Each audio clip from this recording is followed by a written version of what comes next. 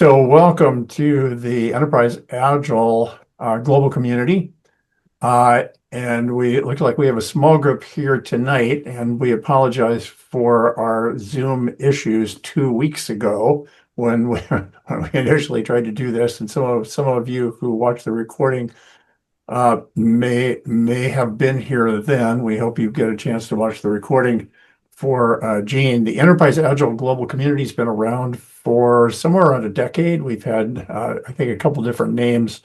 And during the pandemic, we started as a San Francisco group. Our group spread. So I'm here from Seattle. One of our co-chairs who's not here tonight is from Southern California. We have another down in Texas, and our community itself reaches around the world. With that, Rob, do you want to introduce our speaker for tonight? Yes, indeed. Our honored guest today is Gene Gendel, who I know from his co-creation and support for Scrum Alliance's certified team coach, as well as through his world-class large-scale Scrum training and community involvement.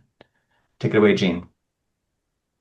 Oh wow, that was too sweet, too short, but too generous. Thank you both. Thank you, Ron. Thank you, Rob. So I'm pleased. I'm glad to be here. I'm honored. I know we have a very small group, and in a way, it's probably a good opportunity to not even treat it as a webinar. It's just it's a conversation. I may remain as a centerpiece just for a little bit because I have something to say, something to share, but then we can just open up I'm happy if everyone contributes equally. In fact, I want to also treat right and greet my good friend and colleague, James Carpenter here too. He's also a certified LESS trainer like myself, although this isn't about LESS per se, not specifically about LESS, but I'm pleased to see him here too. Thank you, Gene. You can say hi, James. Okay. Hi, James here. Yeah. And so thank you, Rob, for paving the road. So today's topic is again, I'm a funny guy. Some people say you're too funny. Sometimes you try to be funny. So I like cartoons and graphics and irony. So a lot of what I'm going to say is going to be built around irony and some humorous stuff. Okay, so today's conversation is going to be about what is the true agile enterprise, and I'm going to use very simple language, layman terms. I will try not to lose anyone or impress anyone with the jargon or slogans. Okay. So enough about me. By the way, I don't use a PowerPoint. I use a PDF because it's a cheap way, poor man's way to annotate something just like so. Okay. So if I need to say something, I'll do this. So enough about me. Like Ron, you did say it fairly. I have been around Scrum Alliance for a long time, and I was involved. Forget about these badges. I actually contributed at some point in creating. At some point, was very strong, very upscale programs called Certified Team Coach. Put a lot of time and effort into it, along with others. I was proud of what I did. And there were some others that did the same. All right, my company is a one-stop shop, one small operation by me, myself, and I. I happen to teach and coach LESS a lot, large-scale Scrum, organizational design system that is specifically invented through experiments for large-scale, multi-site product development. But this conversation isn't about LESS per se. Anyway, and I do teach, so I have classes that are posted online. Again, this just mentioned in passing, one coming up online in a couple of weeks. Okay.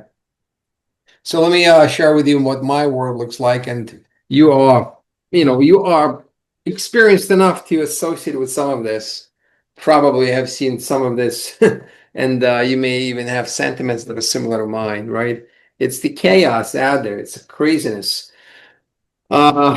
Too many people that have highly ranked titles. They are in the lose-lose proposition competitive game, trying to compete for compensation for bonuses, for promotion, for a raise, and usually some people that actually maybe genuinely wanting to improve things, they're genuinely confused. They're very confused. So here I'm going to single out a person who probably does not want to see this theater, but has no other choice but to watch this. It's the CEO, and of course, very ironically and sadly, people that actually produce value that sit in the background. They're, the poor team, the scrum masters and developers, they're in the doorway actually observing this chaos and probably, feeling not so great about themselves. Even further on the subject on who runs the show and who are these people, who is a part of this circus, this theater. Everyone, their mother these days almost has the label Agile to it, to their title, and of course a coach comes with it. So again, kind of redundant to what I shared on the previous slide, and maybe even cynical, but if you think of any large organization, everyone named mother is doing something that has a name tag. Coaching has a name tag Agile to it, and this is why, no surprise, that we might have reached a plateau of our industry is so badly diluted, so overloaded, so over flooded with people that mostly career chasers and don't really play the role of true change agents. Companies are getting tired. Companies are getting sick, and many companies don't wish any longer to pay a big buck for this. 10, 15 years ago, it was a thing. Now, lots of companies are actually very skeptical about this. It doesn't mean that what we do, Agile coaching and teaching is no longer, it doesn't mean it's no longer valid or important or critical. It's just the perception is no longer what it used to be. And I'm not sure if we can blame anyone specifically. It's just the system that has gone where it goes, but where it has gone. Again, so I'm going to build up a little bit on some of the not so great sentiments to explain what has gotten us to a place where we're at today, and then we'll try to build this back up to something positive. All right. So again, my everyday reality, at least where I go, I often see this, and I obviously frame this in my own language, not to be confused with. This is not to be confused with the greatest test-driven development. Excuse me. That would be TDD, but this is DDT and TDT and DDT. Tool-driven transformations like Jira's and Rally's and Version 1s and VSTS's of the world, and also lots of heavy decks and heavy presentations. So this is what used to be one of the biggest reasons why, and has been and still remains one of the biggest reasons why this theater has gotten us to a place where there's so much skepticism and dissatisfaction with Agile coaching and Agile training and Agile everything. Okay, so over the years I have boiled down, at least this is my personal perception, my personal view, these three words seem to me the most heavily abused. And today's presentation is about Agile Enterprise. Ironically, surprisingly, these two words are, on the list. And of course, this slide wasn't created specifically for this talk. This graphic is actually like maybe 10 years old. I just reuse it every time I need it. Historically, some of you may know this, but some of you may not. The word Agile was not even, why has it been heavily abused is because it is not as of a common sense layman term as some other words that we know. So people, when they hear the word Agile, they just don't even think of it as an adjective. They think of it as something else, like a noun or a verb sometimes, like we're going to do Agile. So a very good litmus test is to compare it with the word adaptive. And historically, you may not know this, but in Snowbird, Utah in 2001, when the word was chosen, Agile, it wasn't the first choice. And some of you that heard some old timers speak, you would know, especially those people that were at Snowbird, at the at the resort. The word adaptive was the first choice, and the decision was not to use it because of some reason that would gravitate attention one way versus another from someone who was there. I'm not going to be dropping any names. So, natively, they discussed and decided that, hey, why not use this synonymous word agile? And of course, they are synonymous words, so you can check one with the other. And if the meaning does not change, most likely people are using it correctly. But 9 out of 10 times today, if you ask people to define the word agile, they will give you a very gross, very, very poor definition. They'll say it's fast, it's cheap, it's they'll just give some other, very odd definition to it, which it was not meant to be. So if it's with the word adaptive, it's slightly different, because the word adapt is like, hey, can you adapt to the situation? Can you adapt the conditions to the environment? That's a little more layman term. So these two actually are easy to align. And the second point I was going to make is about the word enterprise. And so again, if you have an organization that is like a huge bank, like 50,000 people, if someone claims that the IT department of 700 or 1,700 people is an enterprise, this is probably a wrong claim, because an enterprise expects to have enough modules, enough constituents, enough components to make this autonomous living and independent entity. An IT department of 1,700 people is not it. It's just a large organizational vertical, large organizational structure. On the other hand, a company of 50, 100 people could be considered a small enterprise if all of its critical constituents elements are present, such as HR, finance, legal, vendor management, business, all that good stuff. We need to make sure it's a part of the equation. It's a part of the definition of an enterprise. And of course, that puts a huge, it puts a lot of pressure on the definition of the word enterprise. And many organizations, many people today would be not able to reclaim what they used to call an enterprise, because it wouldn't fit the bill. It wouldn't meet the criteria of true enterprise: autonomy, sovereignty, and purpose, and ability to run its own. It's like a living organism. Okay. And I'm not going to talk much about scaling today. Scaling is another poorly used word, actually very abused, because this conversation it's not specific about scale. So economically speaking, speaking of the economics, I'm not a CPA, I'm not an accountant, but I know a little something about economics, very basic economics. And I would agree, I hope you would agree with me, that any agile transformation, the return on it should be higher. So the ratio of the return to the investment itself should be more than 1. Otherwise, we're losing money, right?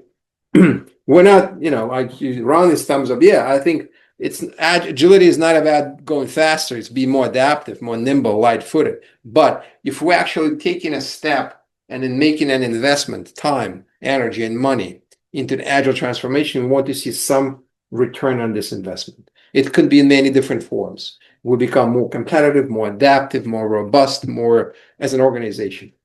So anyway, more successful as a product company. So that number should be more than 1. Okay. And if it's not, of course, we're doing something wrong. So speaking a little more about economics, and this is also getting us maybe a little closer to the concept of an enterprise, right? Look at the left-hand side of this image. You see this huge tower, right? And it's got different layers, departments, compartments. This is a very traditional layered organization, huge, maybe thousands and thousands of people. There's a lot of managerial support in spirit, what's called, we're going to sign the bill, we're going to check off the box, we're going to give you X number of $1 million, go figure it out. Usually these, and of course they expect this to be like the next best thing, and the transformation goes off. Yeah, do this enterprise transformation for us. Then of course they are very broad and shallow, very superficial big bangs. lots of lip service, top down. There are no experiments. They kind of unpack and install everything from a get-go. They don't give it a chance, the benefit of the doubt. Thousands of people are involved, both on business and on technology and in operations and in marketing and sales. And you have lots of leftover people that are typically, I don't want to dismiss any profession or any role, but certain roles are sort of outdated these days. And with AI coming in the door, even more roles will become outdated. But even they are involved, even they are engaged. So, and this is not a cheap exercise. This costs a lot of money with tooling, with licensing, everything under the sun. So this is not a cheap trip. It costs a lot, and it's very risky, and it impacts lots of lives. And it's usually followed by horrible rifts. I've seen many of these, so-called enterprise agile transformations ending up on their backs, and translating into rifts, reduction in force, people being let go. Now, on the right-hand side, what I'm showing to you is an example of not a free, there's still money involved, some costs involved in this, but a very methodical, very careful, very surgically, administered, deep and narrow, systemic improvement type of transformation. You have both top-bottom and bottom-up meaningful efforts, lots of experiments. Participation, a lot is done by volunteering and commitment as opposed to compliance and obedience. It's not something we just unpack and install by force. We organically, gradually roll it out by first educating people, then preparing the runway, and then flipping the switch. Again, the number of people involved is rather limited, and of course, you do a lot of preparation, and you involve all of those organizational elements that are required for this to be called a small enterprise. Now, here on the left, this whole conversation, this whole effort could be just around the R&D or research and development, or like incorrect or somewhere false way of calling it as an IT department. Let's convert 15,000 people. Let's turn them into Agile. Let's put them all on some tooling solution. Let's buy 15,000 licenses. We'll manufacture workflows, and on and we go. So we don't really involve. We don't really change the pattern. We don't change how this huge organizational vertical operates and correlates to anything else. So we essentially are, faking it. Just because it's something is big and very numerous, has a huge number to it, does not mean this is a true enterprise. This is on the left. On the right, although very few people might be involved, respectively few, relatively few, only maybe 50, 60 cross-functional developers, a bunch of users or customers, a product owner, a handful of people from executive management, scrum masters, finance, budgeting, site strategies, people that are actually involved in orchestrating organizational design. That would be an enterprise. A small enterprise, but an enterprise. Okay. So, and just a little more on the economics of this. I'm not here to bash any specific frameworks, but kind of, I have this itchy trigger finger to mention, right? Look, it's all about money in the end, right? If you can actually monetize pretty much anything you have in the market, and the litmus test is simple. If something makes you gazillions of dollars, it means just you have a great product out there. It does not automatically mean this great product does a lot of greatness to whoever consumes it. That just doesn't mean that. You can think of cigarettes. A company that makes cigarettes makes gazillions of dollars. Do cigarettes do any good to people that buy it? The answer is no. So think of this as, how much money has been transacted, how many bills have been signed, how many contracts have been executed, and of course our beloved commercially successful framework that has gone through so many different iterations, of course, an enterprise, so-called enterprise of 50,000 people will most likely be doing this. It's almost guaranteed that we'll unpack and install, buy and unpack and install thousands and thousands of licenses that will try to align their existing organizational structure to what these tooling conventions are and what this commercially successful framework tells them. So yes, it may look like, look, this is an agile transformation at the enterprise level, but essentially it's really not a transformation. It's more of a relabeling. Everything fits right back where it used to be with slightly different terminology applied. So as a side note, I want to say this. Organizational structure is the first order factor that defines everything. It's the most important system variable, if you will. An entire ecosystem is based on the way we structure our organization. For a large organization, this holds to be true. For smaller orgs, if like 7 or 8 of us or 9 of us decide to build our own company, we shall build it around our own norms, principles, values, behaviors, culture. We're going to bring it to the table, and those constituents will become the building blocks for the structure. But if we join a very large organization, any company, large company, we actually, when we're in Rome, we're going to act like Romans. So expect that to happen. And so when it comes to scaling, and everyone loves this word, right? How can we scale this? Especially for a large enterprise. This is an important thing. We don't just scale because we're big. So if you have a large company or a large pharmaceutical or healthcare company, you don't just apply the scaling idea just because your organization is huge. You do it because there is a true need to amplify, to improve some goodness you have in the first place. And this goodness, this in the first place, the good stuff in the first place could be something as minimal as good old Scrum, teams working on a single team working on a relatively small product. So here the major drive to scale would be your product definition expansion, or originally a wide product definition that requires more than just one team.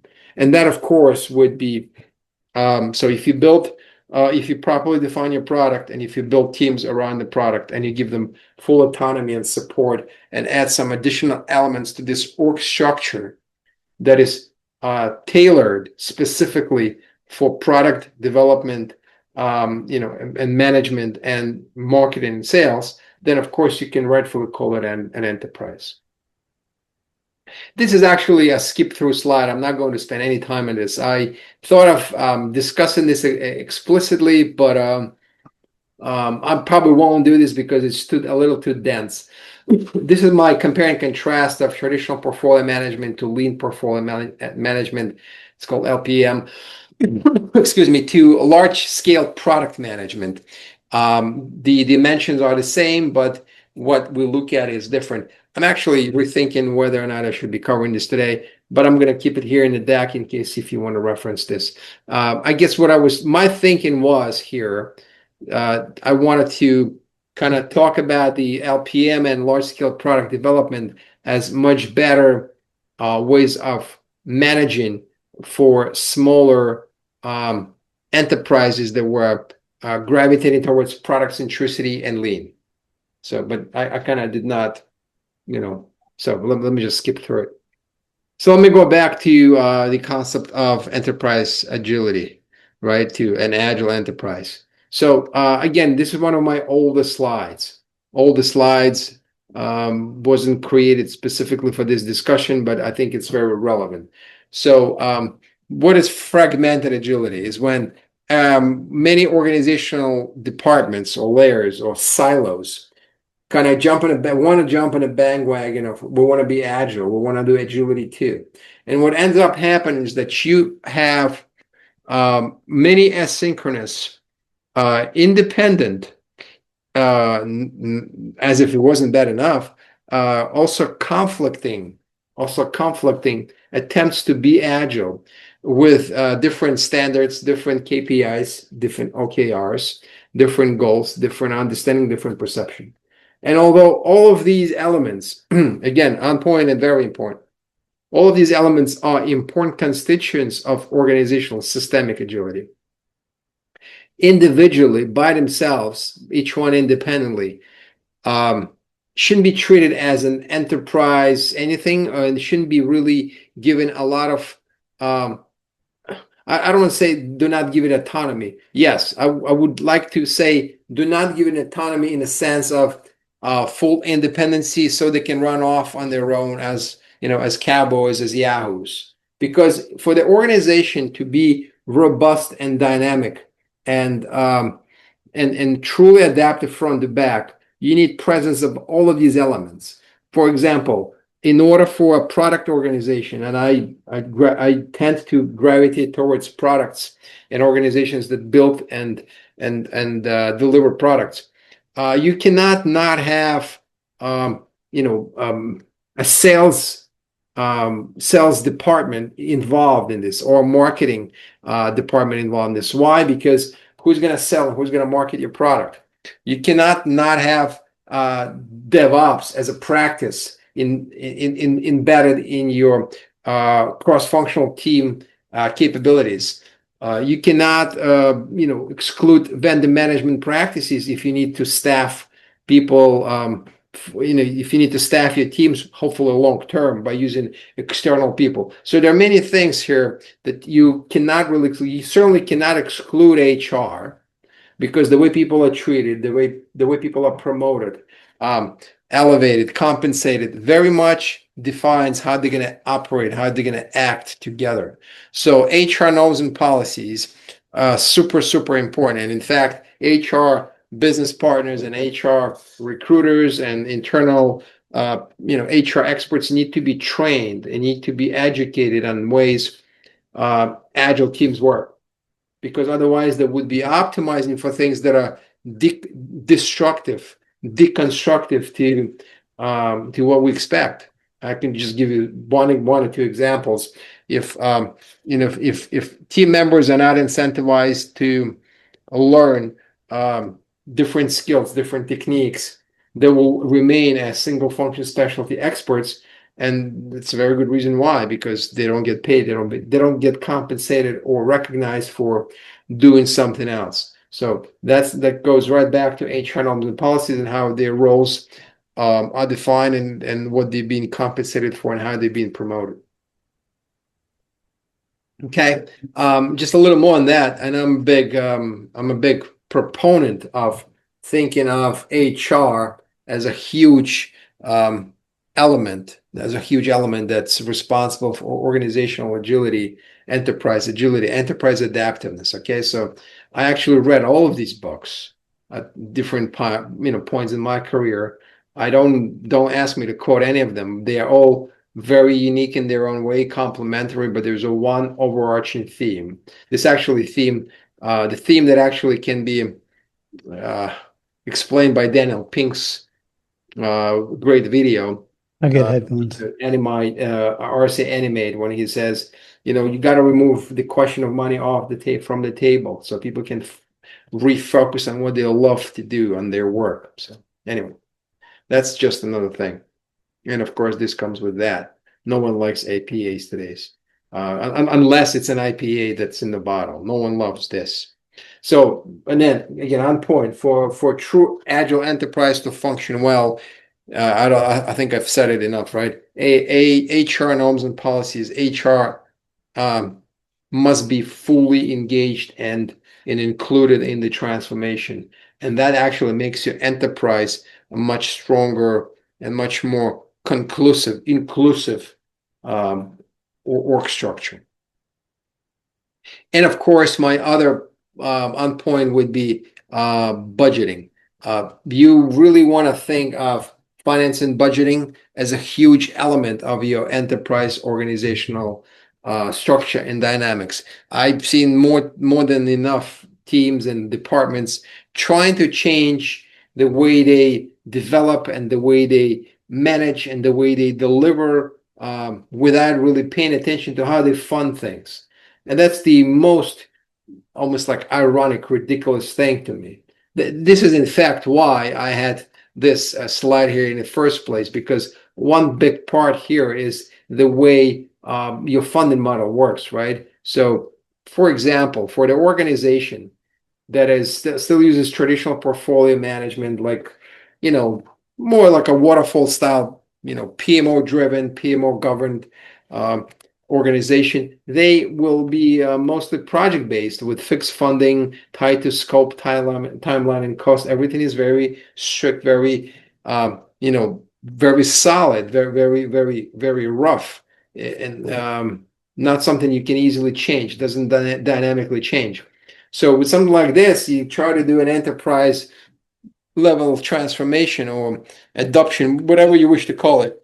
You will be doing very superficial, almost immaterial changes that will look, maybe appealing on the surface, but down below, nothing will be changing. And then things would not be working in the end the way you expect them, and you will be wondering, why is there so much frustration? Why can't we deliver on time?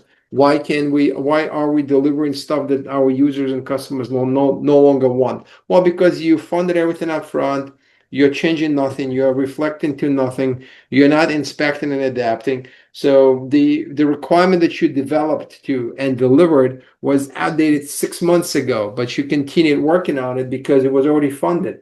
And if you stopped, you would have lost your steam, your team, you would lose your team members probably, and you would have to let them go, and you as a manager would lose that sacred control that you had. So funding for traditional portfolio management is really not too conducive with an enterprise agility whatsoever.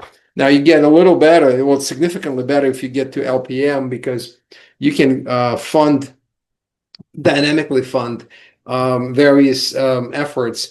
Most of them hopefully are product centric, but some of them could be services, or some of them could be capabilities that are not, they cannot be rightfully called products, but still customer centric and user centric. So that's getting even better. And of course, if you are doing large scale product management, where you have persistent product funding tied to outcomes and strategy with dynamic, cascading down funds, you are even in a better position. You're even more mature. So anyway, kind of was not planning to talk about this slide, but ended up saying something.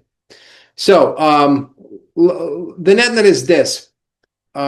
This whole conversation about changing the mindset and improving, making our mindset more agile. It's I don't want to call this as completely irrelevant, but it's kind of second, third degree of importance. It's almost a little bit childish to talk about mindset if we do not talk about people and organizational surroundings around them.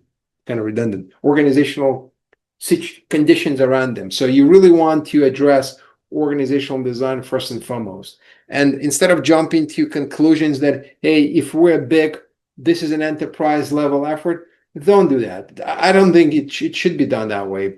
It's much better to do it deep and narrow by carving out an organizational structure that is autonomous and independent enough with proper support, and you want to go very deep and narrow and improve that part of the organization. Hopefully you can build it around a product so that you don't, so organically your organization will be structured around a product, which makes sense to me at least, because, products get sold. That's how you make money, and you can then fund gradually your entire effort. And if this is successful, then you can gradually expand, and your enterprise will be naturally getting bigger and bigger by absorbing other organizational structures that want to jump in the bandwagon. And if you're a small company or a mid-sized company, do not, don't just copycat mistakes of large organizations, because they have probably more money. They can enough money to waste. You don't. I always recommend to small and mid-sized companies, think hard, think smart about what you're doing, where you're spending your money. You don't have this luxury of pissing away thousands of millions of dollars, the same exact way banks do. They can, you cannot. Okay. This is just a pass-through slide. Of course, this is my own making of the organizational structure, organizational system called Large Scale Scrum, which rightfully should be called an ecosystem and a product-centric organizational system that is a true enterprise, because not only does it have a very lean, very flattened organizational structure that minimalistically busy and has only those roles with many more responsibilities per role that it needs to have for successful product development. It also has those elements of the organizational ecosystem that we have, the aforementioned, such as HR norms and policies, career path, belongs to HR, funding, budgeting, site strategies, legal, marketing, sales. All of that is a part of the smallish compared to some other big things, organizational ecosystem that gives it autonomy and sovereignty and purpose. So in my world, in my maybe nirvana state for some people, a large-scale Scrum organizational system is a true ecosystem, is a true enterprise that actually it's much more resilient to AI expectations than any other organization that I know, any other structures that I know, because it also has minimalistic waste. It also doubles down on continued learning and quality dynamic learning, and therefore there's a less chance that people within this organizational design structure called large-scale Scrum would be substituted by machines. Machines, if anything, will be in support of people, not a substitution to people. So I'm going to stop here because there's nothing else for me to say other than just open up, and hopefully we can turn this into a conversation if you would like. If you have any questions or comments, please go ahead and throw them out. So I had a question. Back on organizational design, I was recently involved with a company who was called in to look at an agile transformation. And it was interesting to note that what got involved with part of it was organizational change. And I guess there's this whole certification like either ADKAR or the traditional Cotter. And so they were kind of requiring that along with the agile changes, they were kind of getting into the organizational change. I don't see a lot of literature about that. What are your thoughts about involving other professionals with organizational change? It seems to actually speak to what you're talking about, where you involve changing the organization itself along with becoming agile. I'm sorry, Robert, just to clarify, you don't see much literature that describes what? Mention of, say, ADKAR or the Cotter, involving, like saying a code change involving other professionals that are seen sometimes as it's I think outside of Agile who are specialized in, say, the ADKAR model or the Cotter model. Can you pull the slides, Gene, so we can see you better, but we can see each other? You mean which one? This one? No. Oh, this one. I was going to suggest taking down the slides, unless Rob wants to look at one. Rob, No, wait for this slide.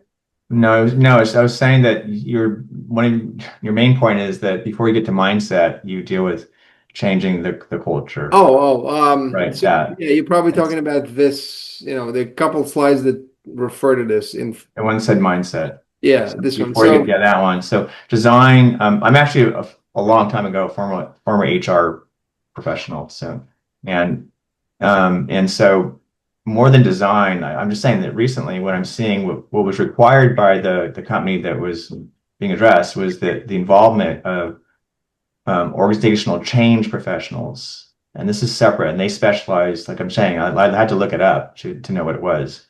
And so, for example, there's a whole certification and knowledge base about a couple models. Cotter, who's been around, the Cotter model. John Cotter, as in John Cotter's. Yeah, right. That's an early on model for organizational change, and then a more recent one, which some believe is more agile oriented, which is ADKAR. I'm not that familiar with the second one, but I can tell you one thing. So I'm not sure if you're asking this question openly. is your question why companies do not leverage this other expertise of coaches and just keep talking about agile Right. coaches? Right. So this seems to, they seem to be getting towards, I don't know if it's fully organizational design, but at least their organizational change it has to, they're more of change, but I would hope that maybe they get into things like John Cotter's model. Well, let me give you my view on this, okay? And this Yeah. is not it's not conclusive, it's just my thought. I think I mentioned this at the beginning of the discussion. In my honest view, and maybe I should go back to one of these cartoons, this slide right here. None of these guys and guys and gals. These are all of them are coaches, coaches of coaches and coaches of coaches and managers of agile managers. None of them speak the lingo. They're not true change agents that will bring this. I mean, majority of them are not. The term agile coaching today has been so diluted. It means pretty much anything you want. So what I covered in what I mentioned about the org design, some of these deep systemic improvements, implications of org design, they try not to talk about them, about those implications, because those implications are strong. They could really ruffle feathers. And for people that are in business of pursuing a very steep career path and they want to get promoted, this is really not to their benefit to rock the boat too much. Okay, so I would expect the vast majority of today's coaches will not be really addressing organizational design dynamics or organizational design frictions. It would be, I'm not overly optimistic about the profession, about the role for the next, unless there was some sort of a revival, unless there was an aha moment for companies to say, you know what, I think we missed the boat. I think we need to snap back and smell the coffee. So I have a thought, Rob. Mhm. yeah, James. So a lot of these models that are change models are broader tool sets that are useful. This could be relevant to changing how you run a sales organization or a machine shop or any sort of larger organization, and perhaps those conceptual models are useful in understanding how to go about that. But when it comes to product development, there are people who have actually, they have hands-on, real-world experience doing product development. I think we have a lot of them on this call, and it's not a mystery. If I want to learn to be an electrician, I don't want to be taught how to be an electrician by some generic, oh, let me teach you how to learn a new skill type person. I really want to go spend time with an actual electrician who's had years in the field who can tell me how to do this stuff. I don't pretend to know how to create a more effective, car factory or chip fab, or how to run a more effective sales organization. That's not my area of expertise. But I think most Agilists who come from this early XP, the sort of ideas you'll see manifested within less, of creating a flatter org structure, creating truly self-managing, cross-functional, cross-component teams that are in direct collaboration with the users and customers. We know how to do that. You just have to have enough faith to take the leap and make the actual structural changes. And you can put them in place within, Gene or I could go implement a less adoption and get it up and running within, 6 weeks, 8 weeks. I'm not saying it would be that they wouldn't be in a super mature state at that point, but you get management on board, which you usually take an executive offsite or something to finally get to a yes. You then do knowledge transfer for all the people who are going to be part of this. So it may take you 2 or 3 weeks to sweep through, the 60, 80 people that you need. You're going to have to run a flip event or a launch event or whatever you want to call it. in which people self-organize into cross-functional teams and create the various artifacts that they need to manage this and get a good initial product backlog if you don't already have one, and get a good common definition of done they all agree on. And then they should be in sprint by the time you leave that activity, and they're going to stumble. And after 2 or 3 sprints, or, this is assuming you're doing a Scrum nomenclature approach,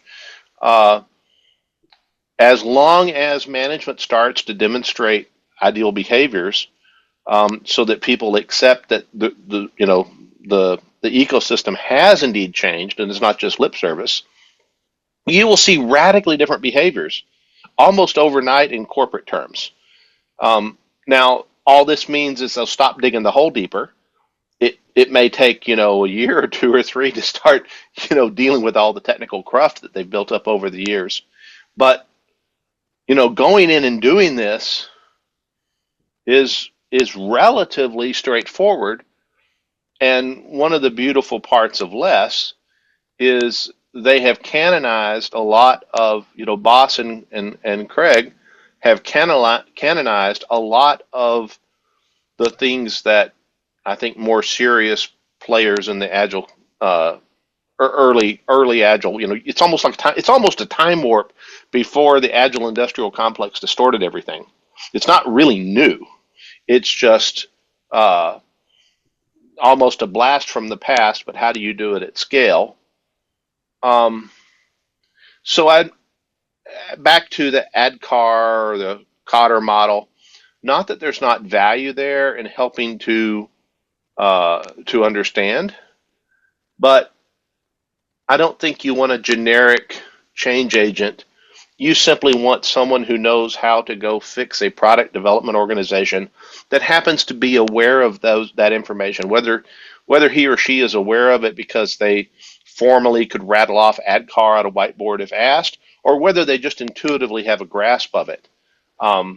Again, I want that master electrician to teach me how to be an electrician, not random change consultant. But that doesn't mean that knowledge set might not be very applicable in changing less complex organizations. But product development's about as nasty in terms of complexity as one gets. Yeah, so I think you're getting to is what was pointed out as the experimentation and sort of a bottoms-up approach. I think the challenge, as indicated at the very beginning with the scale, some companies are coming from this big stack, of organization, and how do you tell them to hold off? Like you just said, it could take a year because they want to have, results. Like the group I was working with, they want to have results in 6 months. How do you deal with the mindset that all these people with all this stacked up structure going from such a tall hierarchy to a flat, even if you, like you just said, patiently bottoms up, experiment. And no, I'm not. I'm saying that you can get massive changes in behavior within a month or two, right? If you have someone who knows what the heck they're doing and you have authority to change the system. I believe Gene had something there that talked about this parallel org idea. Basically, instead of trying to fix the darn thing, you just go build new from scratch. It's sometimes the best way. Build a bubble, build new within the bubble. The LESS nomenclature calls that a parallel organization. You'll hear in Scrum Org, they'll refer to a studio model. I frequently use the word bubble just because people know what bubble means. But you can, and you're set up to succeed or fail, before the teams actually start. I just want to add something, like, just to make sure So these are very good comments from both of you guys. I just want to, since you mentioned this, the enterprise itself, like, realistically speaking, if we are looking at things very realistically, chances of changing a huge organization of 50,000 people, overnight, or even, over a year or 5 years, in a one big bang approach, slim to none. It ain't happening. Yeah, agreed. So you might as well just live it up. So you cannot do it through a revolution. You can do it through gradual evolution and gradual absorption of the old into the new, but you have to grow the new first. So the way to do this is to like spin off a small experiment or a studio or a lab, or don't just make it don't treat it as a temporary POC that is meant to go belly up and die. Treat it as something that's permanent, that's going to stay there and organically grow it and grow it. So it's eventually this beige, this orange house becomes no longer, and your green becomes big. This is a typical way to experiment, at least today, still very sadly. You make it the first initial good attempt, but then your large organizational structure, the antibodies, I call them organizational antibodies, absorb it internally, suck it back in and kill it. Like a macrophage, if you remember from your biology, right? So that's not what you want to do. You do not want to do this. You want to have this approach. Doug, I saw you unmuting a bit ago. Did you have a question? Yeah. Let's do one round robin, and we have too small of a group to. Who else wants to chime in? Ron, the only question, you guys are talking about, large change. I'm just wondering, will large change happen without a real burning platform? What's a burning platform? The shit's gonna hit the fan. Excuse me, French. Got it. Unless we do something, the thing is gonna crash. Yeah, I actually do understand Doug's question. So you're asking if we should expect any dramatic changes if there is mostly BAU and everyone is happy, right? Like if everyone is happy, nothing is overly pressing, why would someone go through those dramatic improvements? Is that what you're asking? Basically, because someone mentioned something about having the proper level of authority, and certainly you can make a change if you have total authority, but someone has to really, really want it then, right? Yeah, I'll give you my 2 cents. So I don't believe, so it's like we as humans are somewhere very selfish, and if there was nothing for us to gain, we most likely are not going to change much. So, and no one's going to do it just very few people will do something out of good faith, out of good motto. Majority of people will do something because they have to, and especially organizations. So, I don't want to drop any names of any companies that are no longer, but companies that were not, they screwed up and they're no longer. So, especially larger companies that are not equipped to move, the big whales, big dinosaurs, they're no longer around, right? They're extinct. So I agree with you, Doug, if that's what you're implying, that there's got to be a state of urgency. There's got to be a state of criticality, like a feeling of criticality. If you don't have this feeling, then you're just going to be very complacent and we'll just get by. It is very important who is at the steering wheel. And this is why the first thing I always do when I come into an organization is I say, who is the highest paying person here? Who is the highest paid and most influential person? When I find that person, I want to understand how far he or she are willing to go and how far he or she are going until they retire with a golden parachute. If someone's got 3 years before they retire, it is super highly unlikely that they're going to change something dramatically, especially if they have stock shares, especially if they're well-being, and even if it's complacent, stale situation, they're not going to rock the boat. But if someone has like 15, 20 years ahead of them and they have a lot of the red dot on their backs and they need to change something and they are being put in the influential position, those are your true change agents. You really want to double down on them. So this is actually not, this is purely human. Like I've seen some senior executives that are very empowered to make changes, but dude, you were like 3 years before you go you cash out. Well, why bother? Yeah. I, I've learned something else related. So let no crisis go wasted is very much true. I agree with everything you and Doug and Gene are saying. Um, one of the things I've observed is the crisis only lasts so long before the weather changes. And Yeah. so what you find is that when that window of opportunity opens, it is critical to if you want to make change, it is critical to take action with enough aggression, with enough breadth and depth before that window closes. Um, this shows up in my last case study where a few months in I lost the original GM, and the level of support that I had after that was not nearly as good. And due to cultural momentum, I was still there another year, and we still did some amazing changes. But um, so much of the things that would have allowed it to cement the change and survive my leaving um, didn't happen because I did not have the skill set and the wisdom at the time to get enough enrollment from the upper middle management and lower upper management.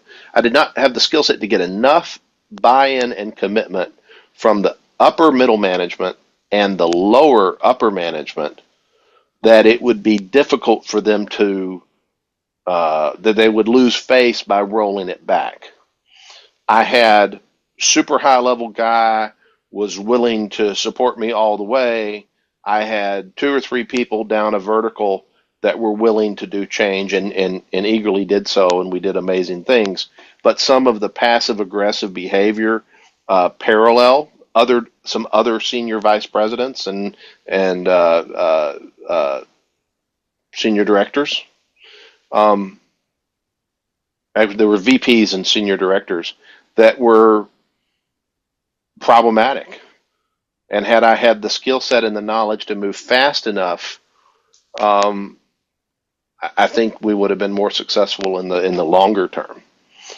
Instead of just kind of the grass grew for a while, and because we changed the garden conditions, but it didn't grow for years because we didn't quite get deep enough. The team level behaviors changed, but higher level behaviors didn't change to the extent we needed. So we're getting late for our speaker. So I want to do two things. One, is there one last question that's burning in someone's mind? And the second thing, and if you've got that, unmute and ask it. And the second thing will be to ask Gene if he's got a final word of wisdom for us before we share. And I should note that our next meeting, while both of you are thinking about that, our next meeting is Mindset Before Methods, Lean Thinking in an Agile World. And we have Purnima, one of our co-chairs, signed up to share a case study of enterprise agility transformation on April 9th. So now back to, is there a last question? I don't see anyone I'll unmuting. take one more. Sure. Big one. I mean, based on what we discussed, or Yeah. anything that's relatively close. I'm enjoying the paint. I don't see anyone unmuting, Gene. So do you have a last comment or something to send us off with? Sure. I would like to just end on a positive note by saying, like, you kind of feel from some of these slides, and I get this from people from time to time. These are all like somewhat negative connotation, like pessimistic, dismissive. Look, at the end, obviously, yeah, I like to put some irony into these graphics, but I am very strongly, emotionally involved and strongly supportive of quality and authenticity of people that should have the name, the word coach in their name tag. So my word of wisdom is this: continue maintaining high quality, high high level of education, self-education, and keep the bar high. I do genuinely believe that the market should self-correct and improve. And for those that actually bring the quality to the table, there will be a new era of success. I think AI, lots of people talk about AI these days, will weed out low quality people and low quality everything much quicker than high quality. So keeping the bar high actually is a way to stay above water. But specifically on the topic of agile enterprise scaling, again, you really want to minimize your effort by going deep and narrow, by nailing what you can improve systemically, deeply, and globally. And for this, you need to find good supporters, people that are empowered and properly positioned and properly motivated and incentivized, including senior people. So that's why, I think Doug's question was very relevant, because you need to have people with urgency that are willing to change something, because if not, then what else? Or else. I like your focus on scaling product, not scaling organization. I think Yeah, this is that's another thing. a real really good pointer. Yeah, you really want to scale around something that brings value and generates hard money, hard cash. So scaling goodness will, if you have small goodness to begin with, it's going to amplify and become goodness to the power of whatever. But if you're scaling bad stuff, it's just going to be more dysfunction. So you want to scale around simple product development into large scale product development. And that's a good organic way to do this at the enterprise level, as people say, like enterprise level. Yeah. Gopal, any final comments? It's great. Thank you. Thank you, Gene. Appreciate the time. I just want to ask people, do they have any announcements or anything before we sign off? I don't. It will be very selfish to say I have a class coming up, but people already saw the slide. It's not hard to find, but I don't have anything. I have a San Francisco class coming up in whenever it is. That is San Francisco is April 22nd to 24th. It's in Hyatt, just south of the airport, south of SFO. I also have one in Chicago and elsewhere, but those are the ones Gene, that are where's close to yours? this group. What, Ron, what? And Gene, where is your class going to be held? It's virtual. It's Virtual virtual. class. Yeah, Okay, it's so online. you get a virtual class as well. Great. Great. I will point out that one of our previous speakers, Rich Mironoff, has just come out with his book, Money Stories. How to talk to executive leaders in their lingo, not ours, which I think is really valuable. I believe that sounds like valuable, yeah. Yeah. Well, thank you very much. If I'm honorably dismissed, I'm going to retreat to my quarters, and I need to get some food and unplug for the evening, because it's